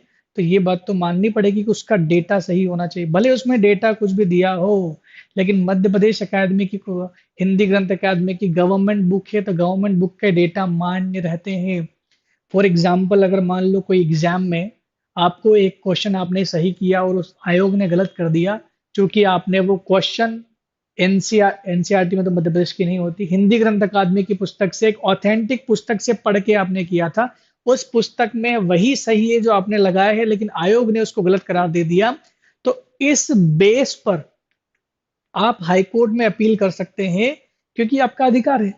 लेकिन हाई कोर्ट तभी आपकी बात को संज्ञान में लेगा जब आपके पास ऑथेंटिक बुक होगी, क्योंकि ये जो राइटर चल रहे हैं आजकल मार्केट में, बहुत सारी किताबें हैं, ये कोई ऑथेंटिक राइटर नहीं है, इनकी बातें मान्य नहीं होती हैं। ठीक है, कहीं से डेटा उठाकर लेते हैं, लेकिन सही डेटा मायने में जो डेटा होगा वो गवर्नमेंट की ऑथराइज वेबसाइट पे डाला होगा या उसकी बुक से, तो ऐसी बुक से पढ़ो जो काफी सही हो। और वैसे भी क्लास के साथ साथ नोट्स बनाते चलेंगे तो मे भी आपको काफी ज्यादा फायदा हो सकता है। तो ग्राम पंचायत किताबों में 23,006 ग्राम पंचायत दी हुई है, लेकिन ग्राम पंचायतों की संख्या बढ़ चुकी है, 30,922 ग्राम पंचायतें हैं। कुल संभाग देखिए, हम लोग जनरल परिचय पढ़ रहे हैं, ज्यादा समस्या परेशान होने की जरूरत आपको नहीं है, सीधे सिंपल से जनरल हम लोग पढ़ रहे हैं। आपको इंटरेस्ट आना शुरू होगा तो भूगोल में, आपको इंटरेस्ट शुरू होने का तो मध्य प्रदेश की राज व्यवस्था में आ सकता है, क्योंकि जहां पर थोड़ा सा कॉन्सेप्चुअल स्टोरी आपको सुनने को मिलेगी, में भी आपको अच्छा लगना शुरू हो जाएगा। ठीक है, ये आपके 10 संभाग हैं। संभाग जो डिवीजन ऑफिसर ऑफिस जो होता है उसको हम लोग संभाग बोलते हैं, कई सारे राज्य उसमें होते हैं। एमपी हिंदी ग्रंथ अकादमी की बुक कहाँ मिलेगी, ये अगर आप कपिल जी, अगर आप मध्य प्रदेश से बिलोंग करते हैं तो आपको मध्य प्रदेश की किसी भी बुक स्टॉल पे मिल जाएंगी। इंदौर में एक सबसे फेमस बुक स्टॉल है, जैन बुक स्टॉल जो है, वहां पर आपको मिल सकती है ये, जैन बुक स्टॉल है। उसके अलावा बहुत सारी बुक्स मिल जाती है, भंवर कुआं या वहां पर सर्च करना मिल जाएगी, जहां पर बहुत ज्यादा हब बना हुआ है एमपी पीएससी का वहाँ। अगर आप भोपाल में है तो एमपी नगर वहाँ का हब है, जहाँ मिल जाएगी आपको बुक्स। काफी सारी दुकानें भोपाल में भी हैं। संभाग की बात करें तो ये आपके पास सामने 10 संभाग अलग अलग कलर्ड में दिए गए हैं। अगर जनसंख्या की दृष्टि से बात की जाए तो इंदौर संभाग सबसे बड़ा है, और अगर एरिया की बात की जाए तो एरिया आपको दिख ही रहा है, that is the largest division of Madhya Pradesh. 10 division है, जिसमें से आपका संभाग है भोपाल, चंबल, ग्वालियर, इंदौर, जबलपुर, नर्मदापुरम। देखिए, जो होशंगाबाद संभाग है जिसमें 3 जिले हैं, हरदा, बैतूल, होशंगाबाद, एक तो सबसे नया संभाग है। दूसरी बात कि होशंगाबाद संभाग का नाम होशंगाबाद संभाग से बदल दिया गया, और बदल के रख दिया गया नर्मदापुरम संभाग। नर्मदा पूरी यहीं से होकर गुजरती है, तो इस वजह से हो सकता है वहां के लोगों ने इसको नर्मदा के किनारे बसा हुआ है पूरा। और वैसे भी होशंगाबाद काफी अच्छा जिला है, एक बहुत बढ़िया पर्यटन स्थल वहां पर है।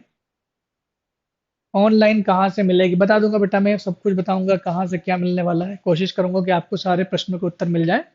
लेकिन आखिरी के 15 मिनट में मैं आपसे बात करूंगा, अच्छे से बात करूंगा, जो भी आपकी समस्या आप लिख करके भेज सकते हैं। अभी आप इत्मीनान से देखिए क्या आपको मिल रहा है। देखिए, आपका जो संभाग, अगर आप जिला वाइज पूछेगा सबसे छोटा संभाग कौन सा है, तो नर्मदापुरम पुरम जो है सबसे छोटा संभाग है जिला वाइज, जो आपको दिख रहा है। इसमें 3 जिले हैं, होशंगाबाद, बैतूल, हरदा।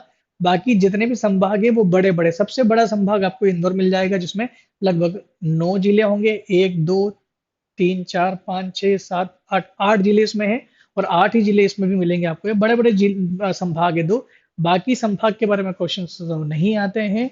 ठीक है, और ये अब मान लो कई बार जिला पूछा गया ना कि सबसे उत्तर का जिला कौन सा है, सबसे दक्षिण का जिला कौन सा है, सबसे पश्चिम और पूरब का जिला कौन सा है, ये क्वेश्चन पूछा जाता है। लेकिन मान लो अगर क्वेश्चन पूछ लिया गया कि सबसे उत्तर का संभाग कौन सा है, सबसे दक्षिण का संभाग कौन सा है, सबसे पश्चिम का संभाग कौन सा है, पूर्व का संभाग कौन सा है, तो अगर इस तरह का भी क्वेश्चन पूछा तो आपके सामने आंसर है। अगर आपसे पूछा गया ये वाला संभाग कौन सा है, सबसे पश्चिम सबसे पूर्व का संभाग कौन सा है, तो आपका आंसर होगा सागर संभाग। सबसे अ, सागर नहीं, रीवा, सॉरी, रीवा जो संभाग है सबसे पूर्व में मिलेगा आपका। अगर इधर की बात करें तो इंदौर संभाग सबसे पश्चिम में आता है आपका। दक्षिण की बात करें तो इंदौर संभाग ही दक्षिण का भी सबसे दक्षिणतम संभाग मिलेगा। और सबसे उत्तर का संभाग जो आपका है वो ये आपका चंबल संभाग, जो मुरैना, भिंड और श्योपुर से मिलकर बना है, 3 जिलों से मिलकर बना है। 3 जिले यहाँ पर भी, 3 जिले यहाँ पर भी, दोनों छोटे छोटे संभाग हैं ये जिलों के अकॉर्डिंग। और मध्य प्रदेश की डेटा बुक में लिखा हुआ है कि मध्य प्रदेश का सबसे छोटा राज्य जो है वो हरदा, जिला जो है वो हरदा है। लेकिन चूंकि निवाड़ी बन चुका है तो निवाड़ी जनसंख्या में भी और क्षेत्रफल में भी दोनों में सबसे छोटा राज्य है। तो आपको अब अलग अलग राज्य याद करने की जरूरत नहीं है, जिला याद करने की जरूरत नहीं, एक ही जिला है निवाड़ी, जो क्षेत्रफल की दृष्टि से और जनसंख्या की दृष्टि से सबसे छोटा है। कुल 52 जिले हैं, जिलों के नहीं पूछते कि कौन सा जिला कहाँ है।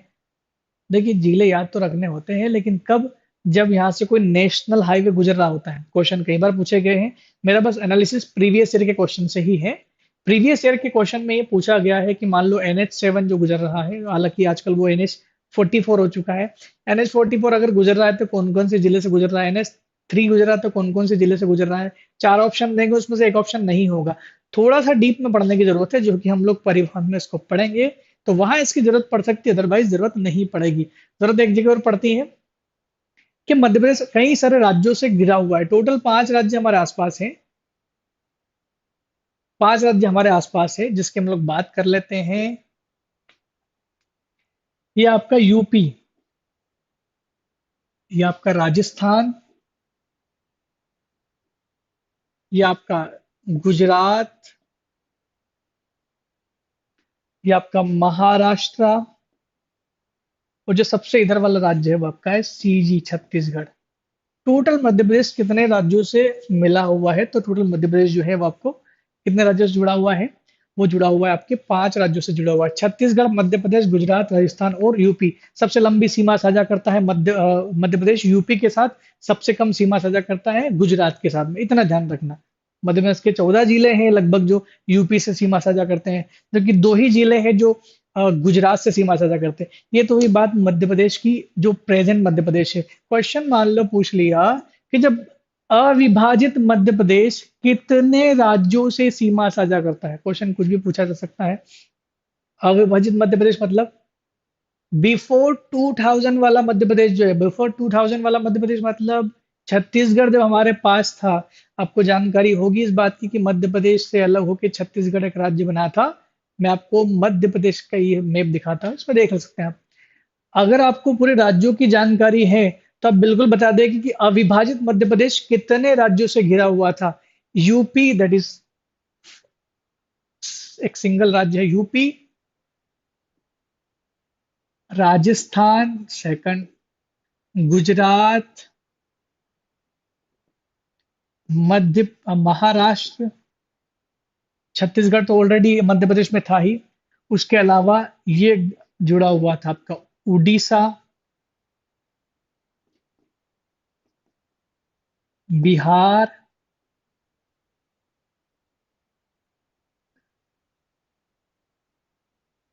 आंध्र प्रदेश। देखिए यहाँ ना तो मैंने झारखंड का जिक्र किया है, ना ही मैंने तेलंगाना का जिक्र किया है, क्योंकि बात की जा रही थी अविभाजित मध्य प्रदेश की। तो अविभाजित मध्य प्रदेश 2000 से पहले था। तो जब मध्य प्रदेश से छत्तीसगढ़ अलग नहीं हुआ था उस समय ना तो झारखंड बना था, झारखंड भी 2000 में ही बना था। मध्य प्रदेश के कुछ दिन बाद ही झारखंड राज्य को बना दिया गया, झारखंड भी बना था और उत्तराखंड भी बना था। हम लोग उसकी बात भी कर लेंगे। 2014 में 2 जून 2014 को सबसे ये आखिरी वाला राज्य जो हमारा है तेलंगाना, इसको बना दिया गया था। तो 2014 में बना ना। अविभाजित मध्य प्रदेश की बात हम लोग 2000 के पहले की कर रहे हैं, तो उसमें ना तो तेलंगाना का जिक्र कर सकते ना झारखंड का, तब बिहार था। तो अविभाजित मध्य प्रदेश कितने राज्यों से अपनी सीमा साझा करता था, तो आंसर इज यूपी, राजस्थान, गुजरात, मध्य प्रदेश, आंध्र प्रदेश, उड़ीसा और बिहार। इन सभी राज्यों से मध्य प्रदेश अपनी सीमा साझा करता था। आप इसका आंसर इस तरह से लिख सकते हैं। ठीक है, नेक्स्ट बात करते हैं वापस से। जो लोग कमेंट कर रहे हैं घबराइए बिल्कुल मत, मैं बस थोड़ी देर में आपके पास आने वाला हूँ, आपसे बात करूंगा किस तरह से आपको पढ़ना है, क्या करना है, घबराने की जरूरत नहीं है।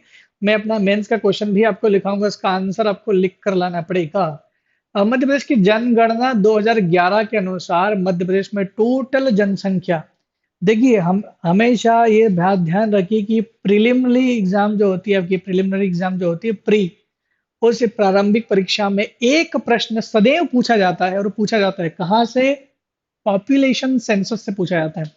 मध्य प्रदेश में 1956 से ही पॉपुलेशन सेंसस 56, देखिए मध्य प्रदेश में 1956 में तो हम लोग बने थे, 56 में।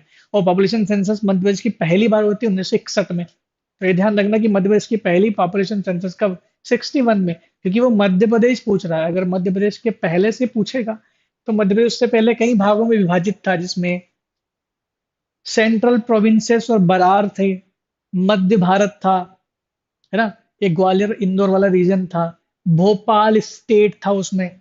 तो अलग अलग चीजों से मिलकर बना था। विंध्य प्रदेश भी था मध्य प्रदेश में पहले। तो इन सबको मिला करके अब मध्य प्रदेश एक नाम दिया गया था, ये संकल्पना बाद में आई।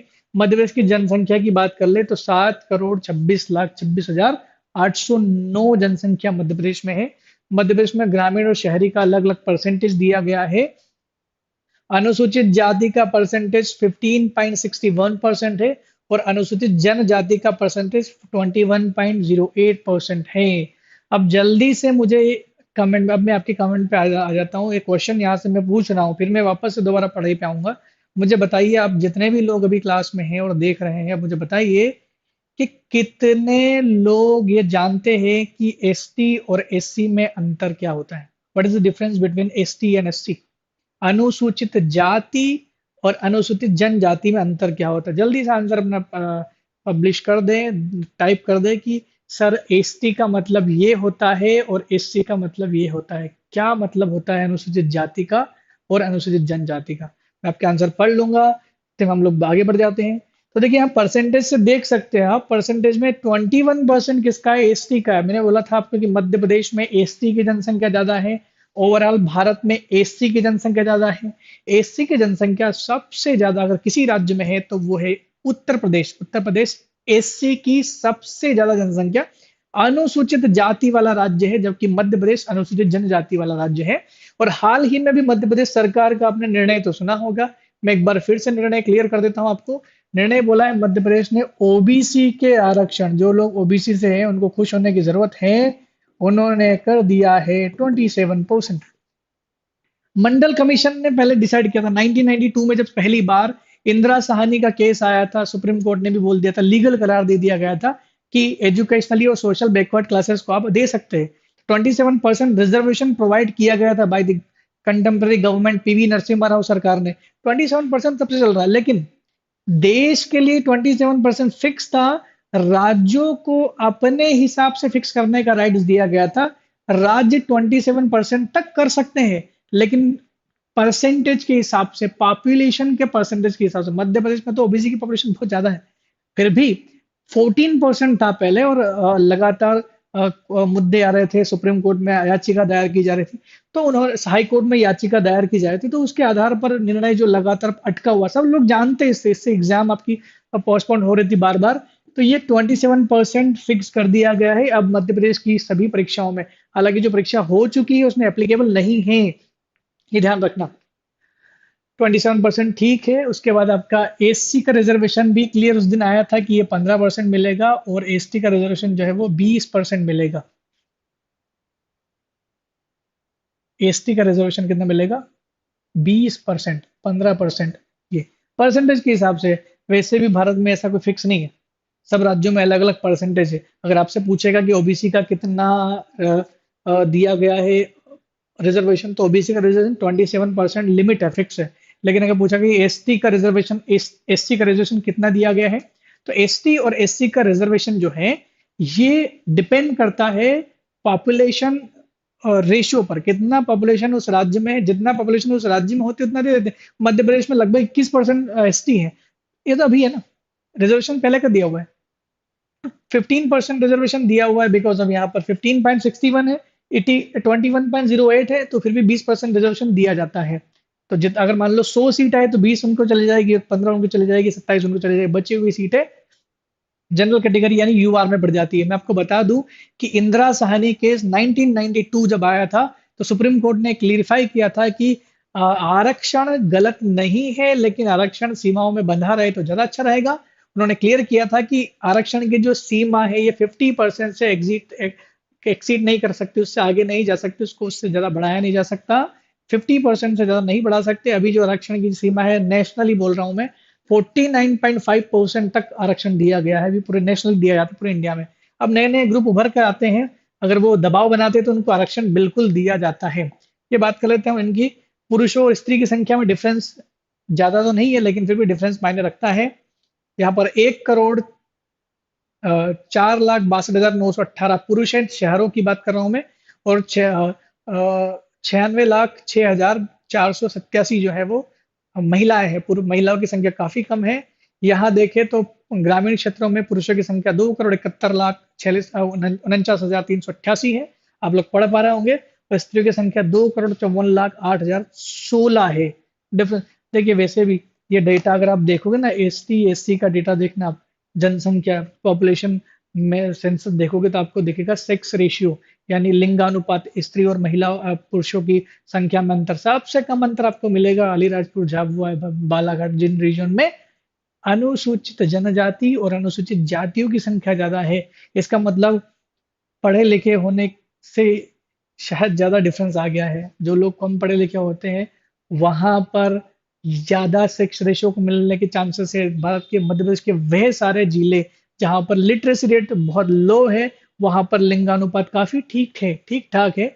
लेकिन बाकी जो लिटरल राज्य है, जो काफी पढ़े लिखे हैं, वहां पर लिंगानुपात काफी नीचे चला गया है।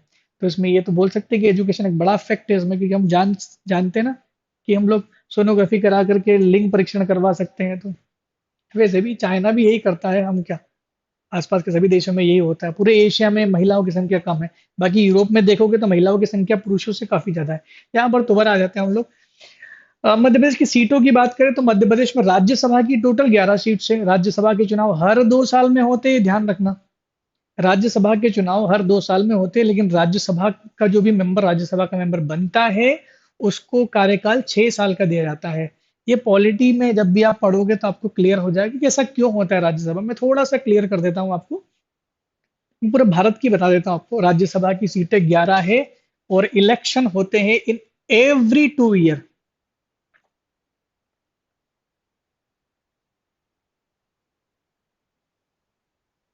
इनडायरेक्ट इलेक्शन होते हैं।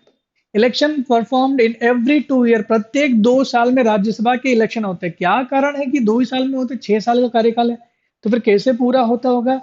देखिए क्या हुआ था पहली बार जब 1952 में, 1952 में पहली बार जब राज्यसभा के चुनाव किए गए।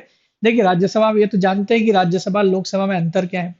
लोकसभा डायरेक्ट चुन करके आते हैं, राज्यसभा वाले इनडायरेक्ट चुन करके आते हैं। राज्यसभा कभी भंग नहीं होती, परमानेंट हाउस है। लोकसभा 5 साल के लिए आता है, वो परमानेंट हाउस नहीं है, टेम्परेरी हाउस है। 1952 में जब पहली बार राज्यसभा के चुनाव हुए थे, तो राज्यसभा के जो 1/3 लोग थे, उनको 2 साल के लिए चुना गया था। समझना है इसको आसान आसान भाषा में।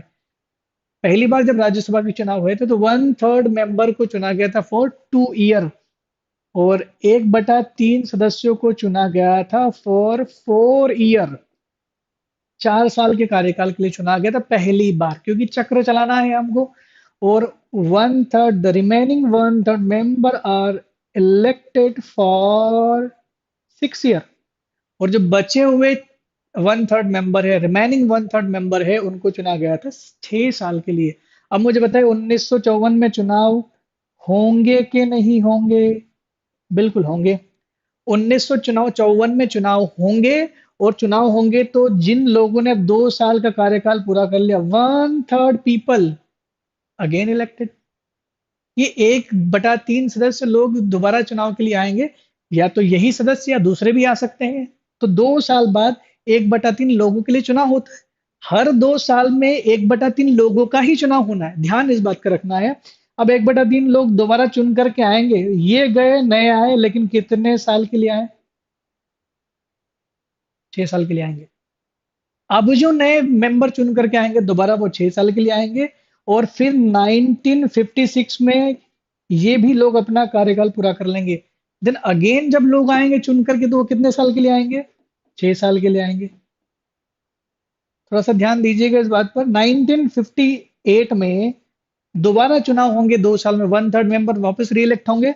और ये जो 6 साल वाले हैं, इन्होंने अपना काम पूरा कर लिया, तो ये 6 साल के लिए दोबारा चुन करके यहाँ पर चुनाव होगा। तो ऐसा करते करते क्या होगा कि 6 6 साल कार्यकाल तो मिल जाएगा, लेकिन जब 1960 का चुनाव आएगा नेक्स्ट ईयर में, तो ये 6 साल वाले ऑलरेडी अपना कार्यकाल पूरा कर चुके। यानी हर 2 साल में वन थर्ड मेंबर, वो में वन थर्ड मेंबर जो है वो चुन करके आएंगे राज्यसभा में, और चुनाव होता है, इसलिए राज्यसभा में हर 2 साल में चुनाव होता है। कभी भी राज्यसभा खाली नहीं होगी, सारा चुनाव एक साथ करेगा, राज्यसभा गिर जाएगी।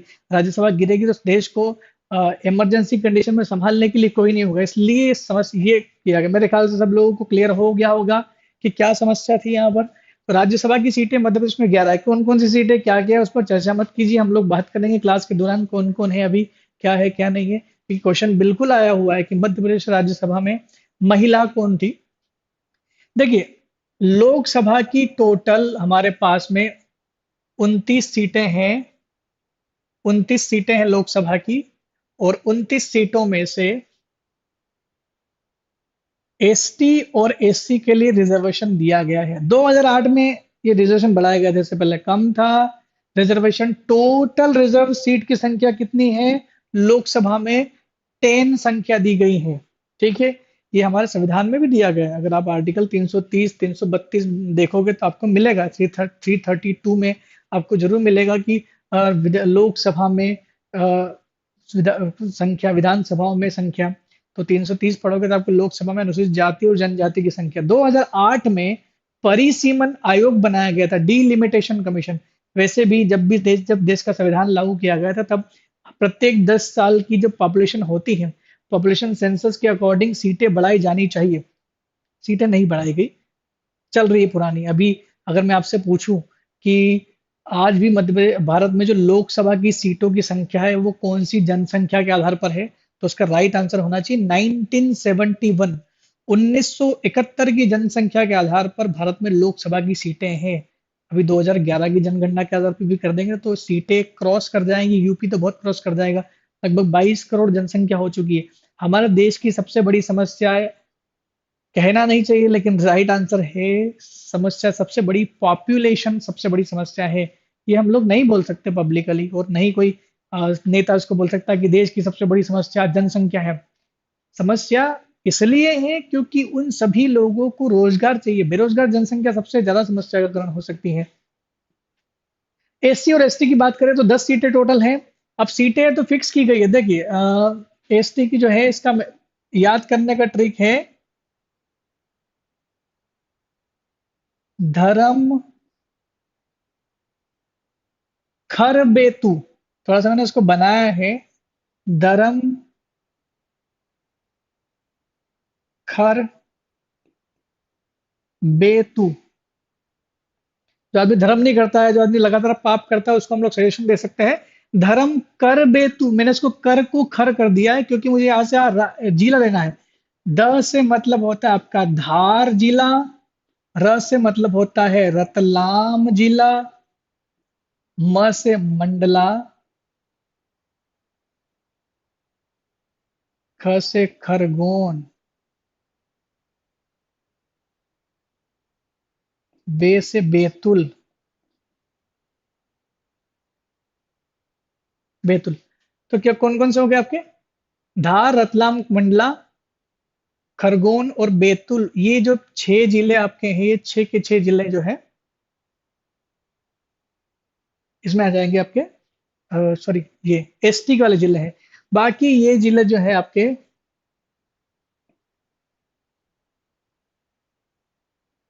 4 जिले जो एससी के मिलते हैं, आपके मिलते हैं इसमें भिंड। देखिए, इसमें इसमें थोड़ा ट्रिक बनाया गया, ठीक ठाक नहीं बैठता है लेकिन कोशिश करते हैं हो जाए तो।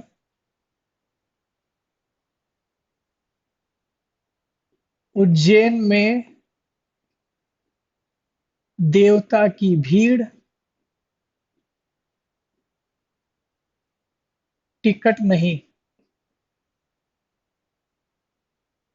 समझेगा इसको? उज्जैन में देवता की भीड़, टिकट नहीं। इसमें एक राजेश, एक जिला छूट गया है, शहडोल भी है। ट्रिक में नहीं बैठता था, फिक्स फिक्स फिक्स। उज्जैन में देवता की भीड़, टिकट नहीं। उज्जैन मतलब तो उज्जैन होता ही है। उज्जैन जिला जो एससी वाला है, देवता मतलब देवास कर सकते हैं इसको, भीड़ से आपका भिंड हो गया, और टिकट से टीकमगढ़ हो गया। ये बस एक मैं थोड़ा सा ट्रिक बताना चाह रहा था कि इस तरह की ट्रिकें आप इस्तेमाल कर सकते हैं। तो मध्य प्रदेश में एससी की सीटें कौन कौन सी? उज्जैन, देवास, भिंड और टीकमगढ़। ये यहाँ पर, अब ये रिजर्व का मतलब क्या हो गया? रिजर्वेशन का मतलब ये हो गया कि जब भी चुनाव होंगे लोकसभा के, तब तब चुनावों में हमेशा पार्टिसिपेट कौन करेंगे? एसटी के लोग यहाँ से पार्टिसिपेट करेंगे, एससी के लोग यहाँ से पार्टिसिपेट करेंगे, तो ये फिक्स है। खरगोन, बैतूल, रतलाम, मंडला, धार, शहडोल, यहाँ से फिक्स है कि एसटी की ही सीट आनी, जनरल और ओबीसी की नहीं आएगी, एससी की भी नहीं आएगी, एससी की यहाँ से आएगी, ये फिक्स हो गया है। विधानसभा में इतनी सीटें हैं, फिक्स कर दिया गया। आर्टिकल 332 देखोगे, आर्टिकल 332 में लिखा है कि विधानसभा में सीटें दी जाएगी, वो अलग अलग राज्यों में अलग अलग रहेगी। मध्य प्रदेश में एसटी की सीटें 47 है और एससी की सीटें 35। मैंने बताया था कि एसटी की संख्या मध्य प्रदेश में ज्यादा है। तो अब हम लोग आते हैं आपकी बातों पर जो हम लोग कर रहे हैं, कमेंट सेक्शन पे बात करते हैं। बाकी ये सिंबल विम्बल हम लोग नेक्स्ट क्लास में इसको देखेंगे। एक, जैसे मैं कमेंट पढ़ रहा हूँ उससे पहले मैं आपको एक क्वेश्चन लिखा देता हूँ, आप क्वेश्चन जरूर जरूर लिख लें। जल्दी से क्वेश्चन नोट करिए, उसका आंसर मैं कल बताऊंगा, उसके आंसर कल हम लोग चर्चा करेंगे। और आप इस बात को मान लीजिए कि जो आंसर आप लिख रहे हो, लिखना सबको है, ठीक है? तो क्वेश्चन लिखा दूं जल्दी से, मुझे आप कमेंट बॉक्स में ये दे दीजिए कि हाँ मैं क्वेश्चन बोल दूं जल्दी से। आप लोग लिखने को तैयार हैं? एमपी पीएससी मेंस में आ सकता है क्वेश्चन से, यस।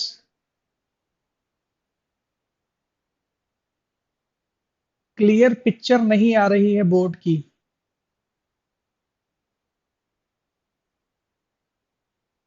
जी, ओके, ठीक है। तो आप क्वेश्चन लिखिए, मध्य प्रदेश से छत्तीसगढ़ के अलग होने के कारणों की चर्चा कीजिए। एक बार फिर से क्वेश्चन में बोल देता हूं, मध्य प्रदेश से छत्तीसगढ़ के अलग होने के कारणों की चर्चा कीजिए।